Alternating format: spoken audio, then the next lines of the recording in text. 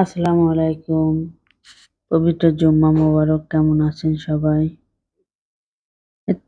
শুক্রবারের রান্নার video share করছি আপনাদের সাথে। এখানে কচু শাকটা সিদ্ধ বসিয়েছি, সিদ্ধটা হয়ে গেছে। এখানে কুমড়ো শাক সিদ্ধ বসাচ্ছি। কাঁচা ঝাল, লবণ আর শাকটা দিয়ে দিয়েছি। শাকটা সিদ্ধ হয়ে গেছে, নামিয়ে রেখেছি। এখানে শাকটা তেলে পরে দেবো গোটা জিরা, শুকনো ঝাল, পেঁয়াজ কুচি দিয়ে একটু ভেজে নেব। নেওয়ার পরে এখানে রসুন থেতো করা, রসুন থেতোটা দিয়ে দিয়েছি। সামান্য একটু হলুদ দিয়েছি। দেখেন ভাজা হয়ে গেছে। শাকটা দিয়ে দিয়েছি। দিয়ে ভালোভাবে পেঁয়াজ রসুনটা মিক্স করে নেব।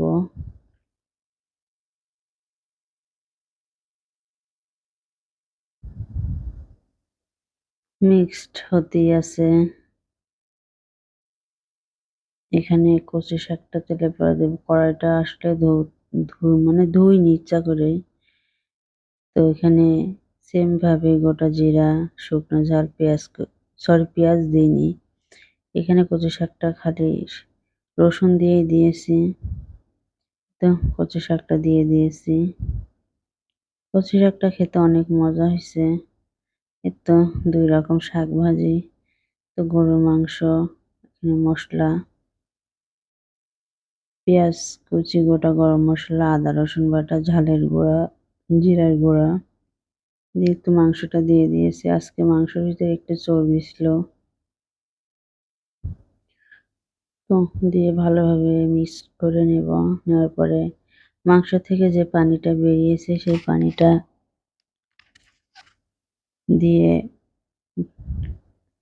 শুকায়ে কষানোর জন্য পানি দিয়েছি। মাংসটা কষানো হয়ে গেছে। কিছু আলু দিয়েছি, ঝোলটা দিয়ে দিয়েছি মাংসের। এখানে গরম পানি দিয়েছি। এখানে গরম মশলা বাটা দিয়ে দিয়েছি। দেওয়ার পরে এখানে কিছু জিরা টেলে নিয়েছি, ওপর থেকে দিয়ে দিয়েছি। আমি এমনভাবে মাংস রান্না করিনি, আজকে ফার্স্ট রান্না করছি জিরা দিয়ে। এখানে ডাল সিদ্ধ, ডালটা পড়েছিল, ওটা কি অবস্থা। এখানে কিছু তাল কাটা হয়েছে। এখানে টক ডাল, ডিম কুরমা, লেবু। আসসালামু আলাইকুম।